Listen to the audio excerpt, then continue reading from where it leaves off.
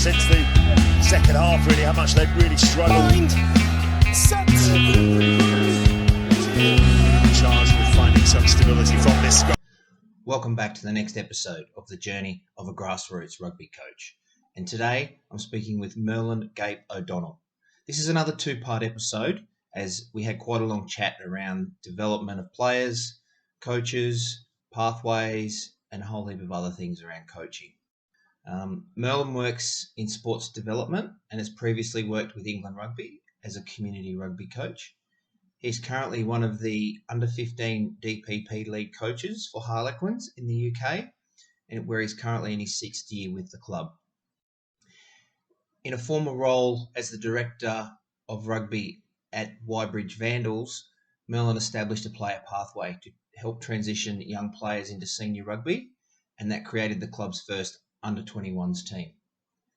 He's previously had coaching roles that included the lead coach for Surrey Rugby, developing player programs, and Head of Varsity Rugby at an American school based in England. He's also worked as a performance analyst for London Welsh and for Welsh women while studying sports coaching and performance at the University of South Wales.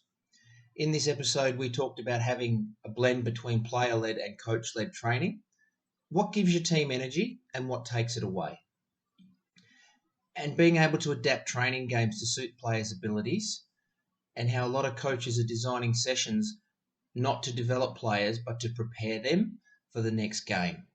I hope you really enjoy this episode, as I got a lot out of it, so I hope that you do too. It's probably one of the biggest mistakes I see with junior rugby when I go to observe sessions or help out is sessions aren't designed with development in mind. So much it's preparation for the game on the weekend. So you got these young guys who are just taking part in sometimes 2-hour training sessions, which is just too long. I don't understand 2-hour training sessions at all. Particularly with these young guys who play so much sport already, and then what's being delivered as well. It's just preparation. There's no, I would say, coaching. There may be a little bit here and there, but they're not really making decisions. And the amount of unopposed team run-throughs I've seen at Colts level, and it's just they're preparing for a game at the weekend. They're not actually trying to get better. And the amount of guys I've coached who've got into senior rugby, and you're sort of having to strip it all back and start again with them. Yeah. That's a challenge I would say to junior coaches is, are you preparing them for where they're going to go? I mean, that's the biggest thing is, where are these guys going to be in 5 years' time? Are you coaching these guys for the future? And it's crazy how many teams I've seen who are just so focused on winning at Colts level, and then we wonder why we're seeing this huge dropout when we transition these young guys into senior rugby. It's because we're not preparing them well enough. Yeah. But he can't find it. That's a mighty shot. A mighty Mark Lester. All right, Merlin, so let's make a start. Great to have you on board, mate. Really appreciate your time. Just for the listeners, mate, just 30 seconds in a nutshell. Who you are, where you are at the moment, and what's your involvement with rugby, grassroots coaching, all that type of stuff. So I used to work for England Rugby as a community rugby coach sort of 18 months ago. And before that, I was a Director of Rugby at a rugby club called Weybridge Vandals. Done a bit of school coaching. I was a performance analyst for a year at London Welsh when they were still a professional side. I went to University of South Wales and did a degree in sports coaching. And right now I'm actually challenging myself in a different sport. I'm working as a club and community development officer for the Bowls Development Alliance, and sort of exploring different sports and the challenges that they're facing in terms of development, which has been really, it's been really interesting to see that going to a sport where I have absolutely no prior knowledge of, and sort of being that naive expert in the room, challenging things, saying why do you do these things, and how can we make them better, and what can we learn from other sports as well. So enjoying that challenge. and enjoying a little bit of time out of rugby, and now just getting back into it. Yep, and we'll get into some of that stuff as we go through, mate. So that's really good. So what got you into your rugby coaching to start with? So my first memory of coaching was actually when I was at college, and I got asked by our college head coach to coach the women's team. My knowledge of the time, we didn't have one, and it was pretty much a group that wanted to get together to play a tournament. So I coached them for a couple of sessions before a sevens tournament, and it was loads of fun. And I used it as part of one of the qualifications I was doing at the time at the college. And that was my sort of first taste of it. And during that period, I didn't know what I wanted to do with my career or what I wanted to do. And despite that experience, even though I enjoyed it, I didn't want to be a coach. And I took a year off to go to Australia and play at University of Queensland for a bit, and definitely enjoyed the social side more than the rugby side. I was definitely grossly unfit. But I had a really good 3 months, and then came back and got into what was the University of Glamorgan and now the University of South Wales on a coaching degree without any real direction of what I wanted to do in sport. I just knew I loved rugby. And the brilliant thing about that was you got to do strength and conditioning, performance analysis, the coaching, the sports science behind it. So you got a whole breadth of different disciplines in sport. And I came out of that wanting to be a performance analyst originally. I did some work with the Welsh women's team and bits and pieces of the Cardiff Blues in terms of observations in their academy. And I thought, yeah, this is where I want to go in sport. And then, funny enough, I finished university and couldn't get any placements to do performance analysis, and went to a prep school about 10 minutes away from where I lived, and my first week, I think I was coaching basketball, gymnastics, and really outside of my comfort zone. I was very much one-dimensional rugby and performance analysis, and it was the best decision I ever made, was actually going to a prep school and being a sports graduate and having to assist on PE lessons and lead games lessons, doing all sorts of sports and working with boys from nursery up to 13s.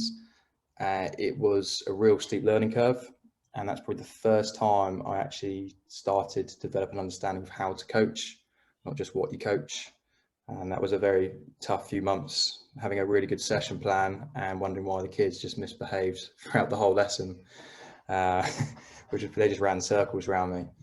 And I'll come back onto that a bit later, because it gave me my best coaching moment. But after that, I went to London Welsh as a performance analyst, because I thought that's what I wanted to do. And it was a brutal year in terms of the work you have to do and the work that goes into each week to each game, and working 2 weeks ahead of yourself to make sure we're always up to date. And I found out in that year, it wasn't what I wanted to do. It wasn't what I enjoyed. I loved the game, but that performance analysis side I really found enjoyable. Great in terms of learning stuff for coaching, but the analysis side, it wasn't for me, which I'm really glad, because I was applying to do a master's in performance analysis at the time. So a real critical year as an unpaid intern doing analysis. So from there, I decided to give coaching a go. And I should have mentioned, I had to stop playing during this process because I kept dislocating my shoulder. And after surgery, it came out again, and I got picked up by an old coach of mine who was, in my previous role, was my boss, and he got me down just to do some casual coaching to keep me in the game, and just started slowly falling in love with it. And then it just went from there, really. Just started coaching in more schools, and the club where I was coaching with him at, he eventually left at the end of the season, and I took over as Director of Rugby at 25, which was interesting. It didn't go down well with everyone. Definitely experienced some... I could imagine. Yeah. Yeah. I had the players, but definitely the old guards weren't so keen of a 25-year-old coming in as Director of Rugby. But it was needed because I could see just all the gaps and things we had to do at the time. So I guess in answer to your question, partly through experience, finding out that actually what I thought I wanted to do, I didn't, and also through injury, I couldn't play anymore. So that time opened up to coach and stay in the game. Yeah. Okay. Yeah, and we've had a few guys on that got into coaching early through injuries, and then others like myself sort of played 1 or 2 years longer than we should have, and then got into coaching. So with the stuff that you've done, what's one of the biggest heartaches or disappointments that you've had as a coach? And the reason I ask this is because we've all had them, and they're probably all really similar. But for a young coach, and when I say young coach, I mean like a new coach, an inexperienced coach, that can be the moment where you just go, no, that's it. I'm done. I don't know what to do, and they walk away. Or if they can get people to go, you know what, this has happened to me, this has happened to this guy, blah blah blah blah blah, might keep them in the game. Yeah, absolutely. And I always share sort of vulnerabilities around my mistakes in coaching because it is so valuable. And I could have really done with that. And at times when I was at my lowest, I think the first immediate one that comes to mind was, it was actually my second season at Weybridge Vandals. I had all these incredible players. And we got relegated the season before. We just didn't have a squad to stay in our league. We just didn't have a big enough squad, enough strength and depth. And we used that season as just a training season. Each game was just like another opportunity to get better. Let's not sweat about the result. And we had challenges within those league matches as well, linked to our training. And I was looking very sort of 2-3 years down the line, because we had some young colts who were coming through as well. And into that second season, we're in a league that we should be aiming to win it, or at least go up and get promoted. And the first half of the season was so mixed. The performances were up and down, and we were losing games against opposition without any disrespect. That it was just sort of, this doesn't make sense. We've got some players here who should actually be playing in the national leagues. Why have I got to this point with this group of players where they're not performing on the pitch? And I really felt that responsibility. And it was the first time I actually felt properly alone in my coaching. And I felt it was solely on me. And I remember one game we played at home where we put out our strongest team I think I've ever seen during my time at the club, and we lost. And at the end of the game, I had a wobble, and I spoke to one of the experienced guys who was out injured, and he's been there, seen it, done it all before, won previous leagues years before. And I asked him, do you believe I'm the right person to lead this team? Because I'm starting to struggle here, and actually do the players believe I'm the right person to lead this team? I asked it, and he put his arm around me and went, don't be silly, mate, of course you're the right person. Yeah, I actually really needed that at that moment, to share that vulnerability with a senior player, because I'm one of those, I'm happy to take a step back. I don't want to be, just sort of massaging my own ego to lead a team. If it's the right thing to do, it's the right thing to do. And at that point I was doing my level 3, and I had a mentor in John Bates who was incredible. And I also had an informal sort of mentor in Warren Abrahams as well. And I learned on those two massively. So the following week, John came down to view one of my sessions, and it's one of my biggest learnings ever. And I think about it all the time in all the sessions I do. It's around freedom and player-led training. And what I did was sort of, I was one way on the continuum. It was too player-led. It was too sort of laissez-faire, too sort of chuck the ball around. There was loads of errors, and the feedback, we had feedback in terms of the games they were doing. So sort of implicit feedback through the constraints of a game, but there wasn't a lot of explicit feedback. So what I had done inadvertently was create an environment where, the players led it, but there wasn't feedback. So it was too one-sided. So the players were making lots of errors, but they weren't recognizing it themselves. So they just saw it as, it's freedom. It's playing, and actually they weren't getting better. I was just creating an environment where they got to practice poor behaviours and errors. And as soon as I saw it, it was a real eye-opener for someone to show it through a different lens, and understanding that you can't be just fixed on this continuum. There are times when you have to potentially be more prescriptive, and there's times where you actually want to be stand back and let the players lead a little bit more. It really is a blend.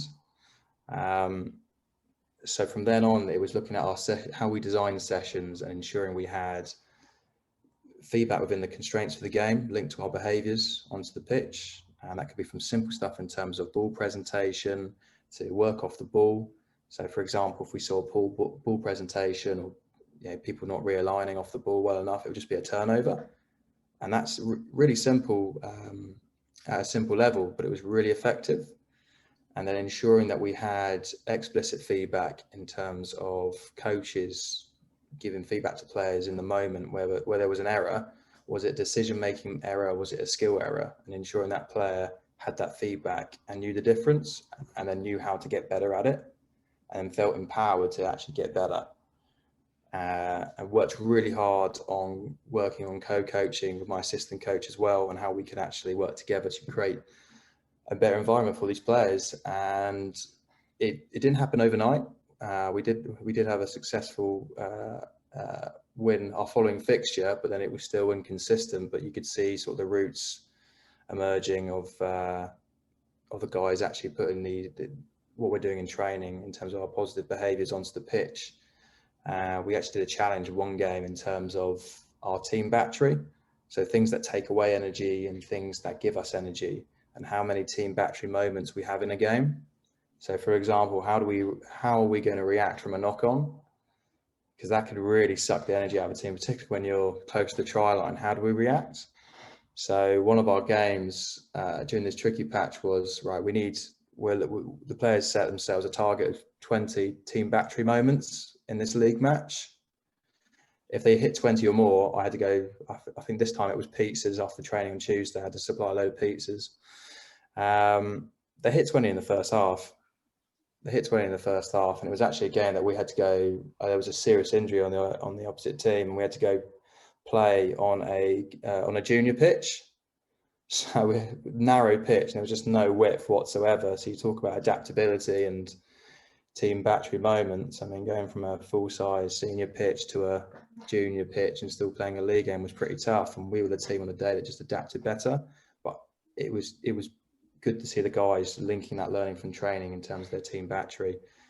And fair to say, I had to buy a great expense. I had to buy a load of pizzas on Tuesday night for the guys. They achieved it, and that was sort of the starting point of my understanding around player-led practice, and my role as a coach to facilitate that, and understanding it's not just one place on that continuum. You can't just stay there. Your behaviours as a coach can't be the same each and every session. They've got to adapt to the needs of the participants, and that was huge for me. From the lowest of the low, where I thought I was going to quit, to then suddenly, coming out the other side of it with this new knowledge and understanding. Yeah, that's really interesting the way you've put that. From that really low point to where it is now. And I'm sure a lot of coaches have been in similar mindsets where they've just, like you said, they just don't know, what do I do now? Have I lost the locker room? And reaching out just to someone else and just go, what's the story, mate? I'm happy to step away if this is not working, and just getting that little bit of reinforcement. Like you said, that extra set of eyes looking at it, in that critical, they're looking at it critically and giving you that really hard feedback of this is what needs to change, and it changed. Yeah, massively. Yeah, absolutely. And I think too, and I was horrible at it as a young coach, is finding someone that can give me that feedback, because you're actually worried about what are they gonna tell you that you're shit? Yeah, there's that fear there. I don't want you to tell me that I'm no good. you know, but that might be what you need to hear. Yeah, no, that's I mean, I'm way different now, but like when you first start, it's just like everything's about getting everything right, I suppose. So we'll swing that around a little bit, mate. What's some of the greatest moments you've had?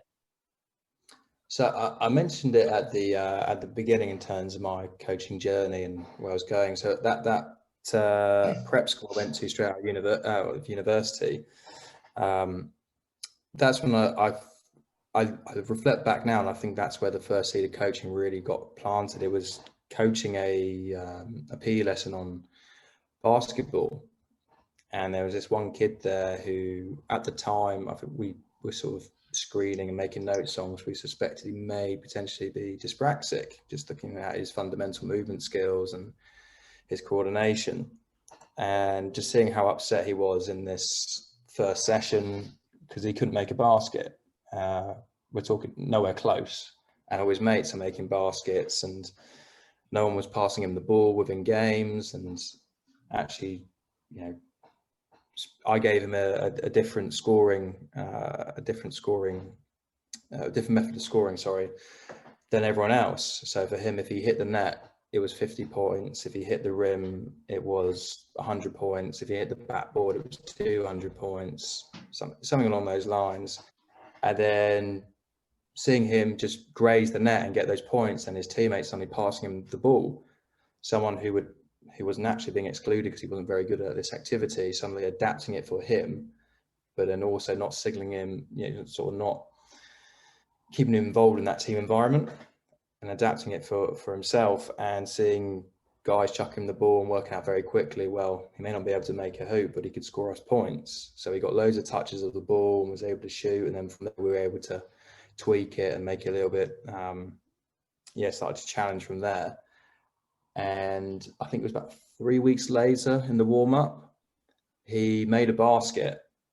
It was a fluke shot. It was one of those that bounced off every part of the rim and the backboard and just about went in, but then hit the way he turned and looked, and the excitement on his face and the look was, you know, you could tell it was his greatest moment in sport.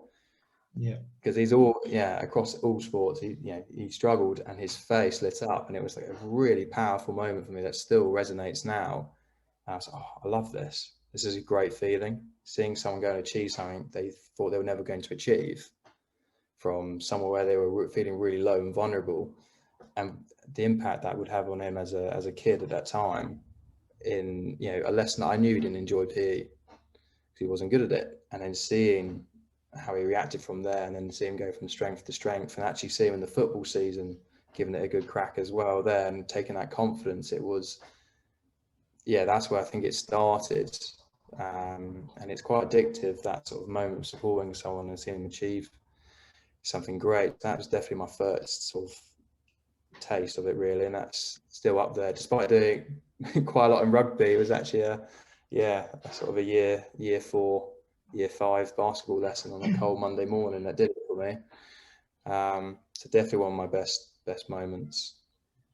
Yeah, and it's interesting that's one of your moments, because a lot of the coaches I've spoken to have all had not necessarily a win, like a result, a win. It's always been about this player's done that, or this player's gone on to represent at the next level, or, you know, I coached this kid when he was 12 and he made a representative team, and he saw me and he come over, and he's, you know, just those, like you said, those connections and the little things. But as a young coach, I think we look back and it's all about, we've got to win this and we've got to win that because that's where our next job's coming from, and blah, blah, blah.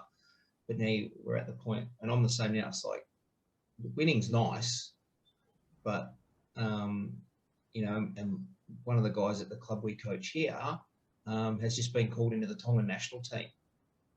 So like, the whole club is just like, oh mate, this is all, like 20, 21, 22. Yeah. Like, it's just like, oh, the whole club is just buzzing for this young fella that's just, you know, been picked up from a first division club somewhere. He left here to play in Sydney last year, and now he's been picked up for the Tongan national team. It's just like, mate, that's what you coach players to do, is just to take that next step. And, you know, so yeah, I didn't have a lot to do with him. I had a little bit to do with him, but I know some of the other guys, some of the coaches have been there a bit longer than me, mate. They're just like, yeah. It's a common bit that I see, and particularly during my time at the RFU mentoring coaches, is that we fall away from why we got into coaching in the first place. And I definitely did, and went down that sort of results bit, focusing on winning, or seeing players with potential and thinking, right, this is my sole focus, is to find these players and develop them in terms of the pathway stuff. And we move away about why we coach in the first place. And then when you realise, you go back to why. It's, well, I did that for those moments, for those coaching moments. And if you can align yourself back, towards that, then you should really find your purpose again. And it's a lot. That's probably why I didn't enjoy my years as an analyst at London Welsh, was because it was a performance environment. It was all about winning. Yeah. And I didn't enjoy it. And at the time, I didn't have the experience to sort of reflect back on, or the understanding to understand why I wasn't enjoying it. And sort of, it was a very, sort of difficult time, because you feel like there's one thing that I really love in rugby. A, I can't play it anymore, and B, I'm just not enjoying it anymore, and I don't know why. And then when you actually go back to why was it I first got involved in this game, and why was it why did I start coaching it, and you go link back to your why, it's really powerful stuff. And definitely that's I don't think there's a coach out there who hasn't sort of fallen down that trap of leaning towards results. Yeah, exactly. No, yeah. I think it's more, you get less results based as you go on, unless you're sort of at that really elite. Massively. And it's probably one of the biggest mistakes I see with junior rugby when I go to observe sessions or help out is sessions aren't designed with development in mind. So much it's preparation for the game on the weekend. So you got these young guys who are just taking part in sometimes 2-hour training sessions, which is just too long. I don't understand 2-hour training sessions at all. Particularly with these young guys who play so much sport already. And then what's being delivered as well, it's just preparation. There's no, I would say, coaching.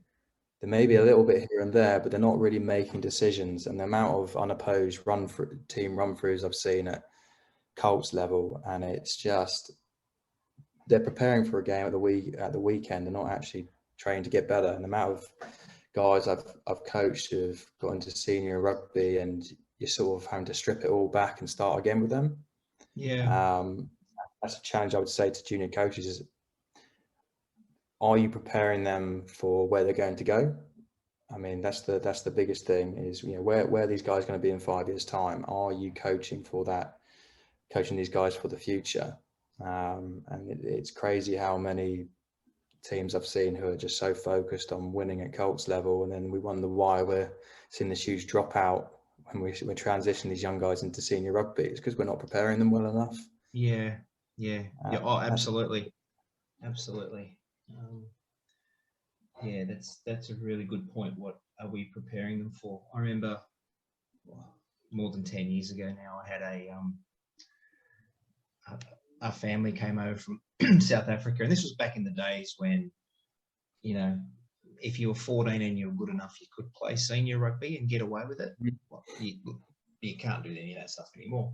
And this kid was a monster of a kid. Like, he was, 6'6", but just, if you said pick the 14-year-old in the team, he would be not the first person you'd pick. And his dad said to me, I want him to be a number 8. I went, yeah, no problem. He can go and play on the blindside wing. And we had this big argument over it. I went, mate, first of all, he's 14 and you want him to be a number 8, which is fine, but let him play as a blindside winger. So he learns to read the game. And he can actually see where the gaps are and where, like blah, blah, blah. And that year he went up and he trialled, and as a 14-year-old made the under-16 Western Force team, and his dad just come back and goes, yeah, that's it. He said, I'm never, ever going to doubt you again. I went, mate, but he's 14. Like, if I put him in there and he gets hurt, I'm responsible. And he just said he knew exactly where he needed to be because he'd spent so long just watching the game at the back and going, well, that's where that hole's going to be. And kid was a phenomenal footy player. Wouldn't have mattered where you played him. But, yeah, just preparing them for when they get out, when everyone else catches up to them. That's the big one. You get those kids, in that, I don't know, 12 to 16-year age bracket. And, there are a variety of sizes and shapes. And then all of a sudden they all sort of start to level out a bit. And you've got kids that now just don't know what else to do because they can't run over people. Never been taught how to pass, never been taught how to use footwork into contact, just run over the guy. And now everyone's the same size and they're just like, I can't do it. That's the biggest thing. Yeah, relative age effects and actually understanding.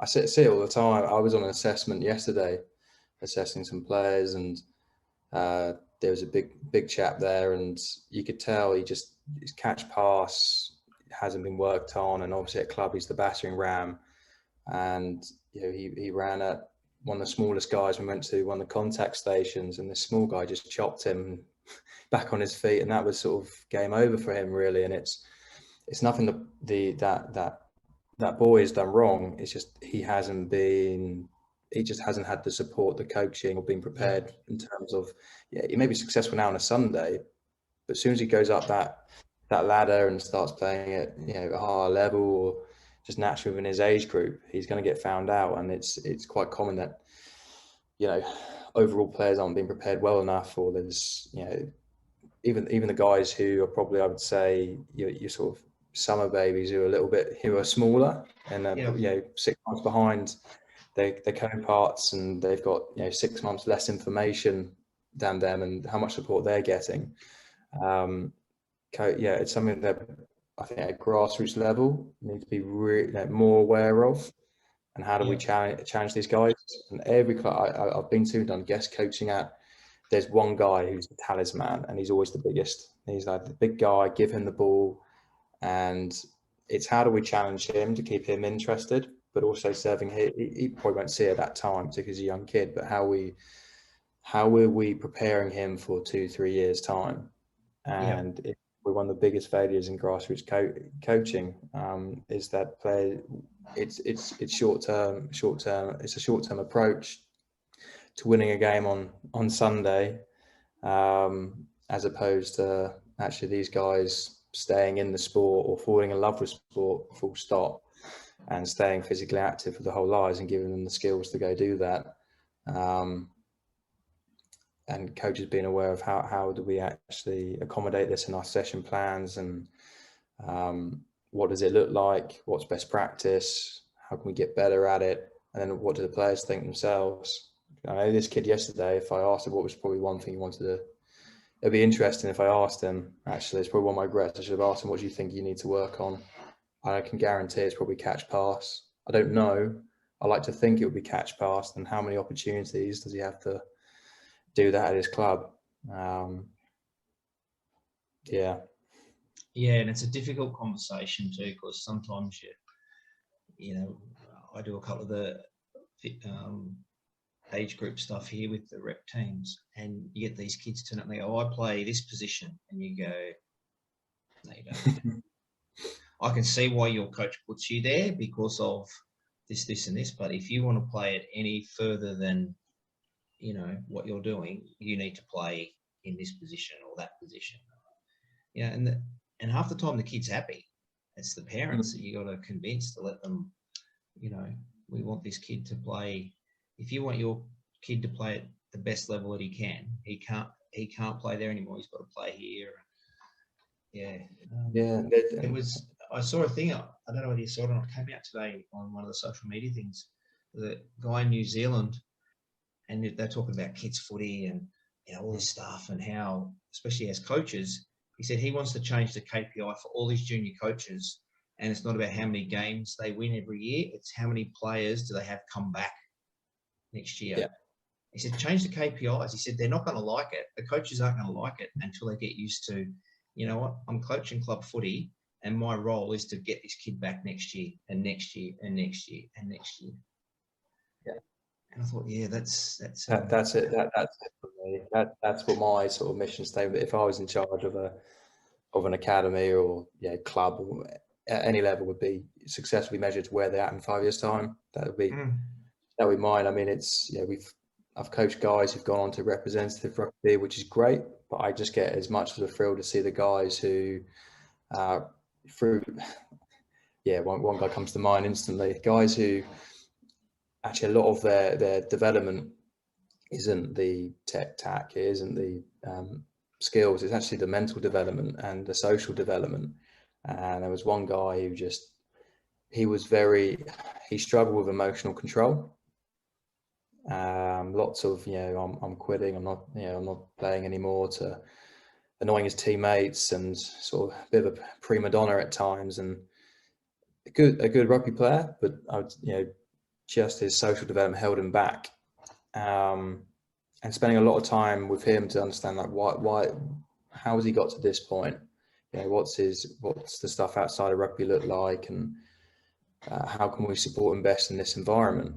And through these sort of social development work-ons each session, I remember probably about 18 months into coaching this guy, he comes sprinting across the pitch before senior training, runs up and just so excited, saying, I've got a job. It's his first job he's ever got. Now, 18 months ago, there is no way this guy's getting high. He was unreliable, always late, made up excuses why he wasn't at training or missed games, and didn't work well with others. And just seeing him, now with this confidence to go off and get his first job, and how excited it was, that for me is just as good as someone, getting into the Harlequins Academy or getting an age grade cap or something like that. It's exactly the same. It's that stuff is amazing, because it breaks me when I see guys who they measure. Boys always in my experience, guys always measure themselves against how good they are compared to their teammates, which is a very dangerous thing to do. And it breaks me when there are guys who just feel like, if I'm needed, which is I hate that phrase so much. And I had a young guy who we created an under 21s team for these Colts who came through, and he messaged me to say, I'm available to play on Saturday if I'm needed. He recently went off to uni, didn't get into the uni team, and wasn't enjoying his club rugby experience, and was very much, I'm not as good as the others, and I kind of don't want to get in the way. I just messaged him back saying, of course you're needed. You're part of the team, and these are your mates. Of course you're needed. I started him in that game, stuck him in an open side flanker, and just sort of made him aware of this under 21s team was about this group of players having opportunities to play together as a group again. And they've come all the way through minis. And for me, that, getting to a final or something like that was just a bonus. It was all about these guys playing with their mates again, because senior rugby, university rugby, representative rugby, it's all going to drag them in different directions. Some guys are actually going to take a break from rugby or decide playing the guitar's better than training twice a week and getting beaten up on the weekend. This team is solely about you guys playing together as mates, having those opportunities again. And then probably this, obviously there's feeding to the seniors and all the rest of it, but it's not its primary goal. And the amount of times I've had that from players of, if I'm needed, or if you need me, and it's just, of course you're needed.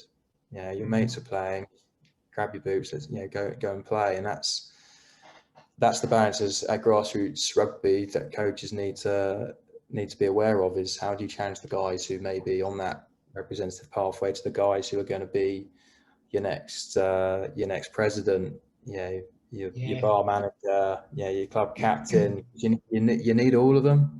You need absolutely all of them. And remember your purpose as a grassroots community club. You are a community club, and it's one thing in my opinion, I don't like community clubs having academies. I think as soon as you start using elitist terms, it can already create that barrier to that guy who's fits that category of if I'm needed. So as soon as you put community club and use the word academy, straight away you're going against your purpose as a club. You're not a professional team. You're not an actual professional academy. You're a community club. That is your purpose, is to serve the community and all the players within that, aspirational to the guys who just want to play with their mates. And I think that's somewhere that community clubs have got lost. Again, it's just my opinion. I think academy, it's great that they're providing players for their senior first team, but what about your seconds, your thirds, your social? Are we actually growing the game through this approach at the community level? Probably not. And particularly looking at numbers, and we're seeing second teams struggling for players or for front row. How much of that is an unintended consequence of, a community club saying, "Well, we've now created an academy." How many guys that were gonna join up and play were maybe a little bit, unsure because of the term academy. And I think there has been sort of, you can see it, influences of not only the club first team. When you watch the Colts or juniors, you see them doing what the first team do, because that's what their dads see on a Saturday. Through no fault of their own, they're just, seeing what they think is best practice or the best thing for the kids and then copying it. But then it's, there's the problem in itself. It's adult practice for kids, and it's never going to marry up. And I think that's probably where we're seeing some of the fallout from the community game, is this sort of things you see on TV and all the things you see your local first team do being put into kids or age grade rugby, and putting these guys off. I think that's a massive thing that clubs need to remember, what their purpose is within their communities. They're not there to be elite. You can certainly be there to promote these aspirational players, 100%. And there is a little bit of that in terms of being swayed by that aspirational pathway. So a lot of clubs being, we've got 7 or 8 guys in the academy. Well, that's great. But if they're if they are that good, they're probably going to go on and play for clubs who are at a higher level. And then where's your senior group then? If you're prioritizing those guys, you're gonna suffer later down the line, because if they're any good, they're gonna keep going and go to university and clubs in the national leagues, maybe fully professional. And then what are you left with? Is that a sustainable approach for your club? And I think that's a big. I've been in conversations with coaches who are, one of their best players is now going to join a local rival or another club because they're seen to be the best one in terms of that aspirational pathway. And I'm being asked to actually have a conversation with that player and his parents to keep him at the club. And at that point, if you're asking to have that conversation, are you serving that player's best interests? Why does he want to leave? Yeah. Yep. Why does he see that to be the best option for that time? And I would say to coaches, they will always remember how you made them feel. They will always remember that, and you are just one part of their journey. But you're not the deciding factor. Parents are and close family, friends. But you're a part of that, but you're not the deciding factor. And in my experience, we've had players leave the club, and they've come back in the future. They've had a go at it, they've had a fair crack. I looked at the team sheet of my whole club the other day, and there's 2 players on there that I've had that very conversation with, and actually back them to no, go play somewhere else, go experience it, go give it a shot. Yeah. And now here we are, a few years down the line, they're back at their club playing. Well, that's because how we made them feel was to actually go back to that decision. It seems like you've got some good reasons there. Go and do that. And I reckon that's why we got some jerseys on the wall of players who've played age grade England Rugby, because we've supported them to go do that. And some of them come back and played some first team games. Some of them may not. Some of them may just play for a brief moment in the club's history. But it's all about supporting players to go achieve what they want to achieve in the game, whether that's to have a few beers with their mates after a game or to go play the highest level they possibly can, and remembering that they will always remember how you made them feel. And that's something at grassroots, as coaches, we need to be aware of. It's not about us. It's about them and what's best for them.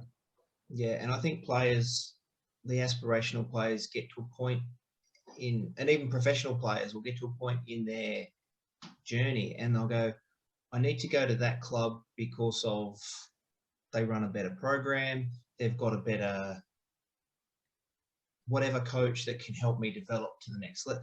Like, they actually do start looking at, well, for my development or where I want to go, I need to go and play, like you said, at that club because they've got this and this that these guys can't offer me. And I think, like if we stifle that at grassroots level, it probably backfires more than anything else, because then the kids the players going to go anyway, and then they just don't come back because they got shafted or bad mouthed or whatever when they left, instead of just going, you do what you have to do. There's always a spot back here if you want to come back and have a run. And aspirational players will do that. Moves off their own ball. That is monstrous. Held at the back by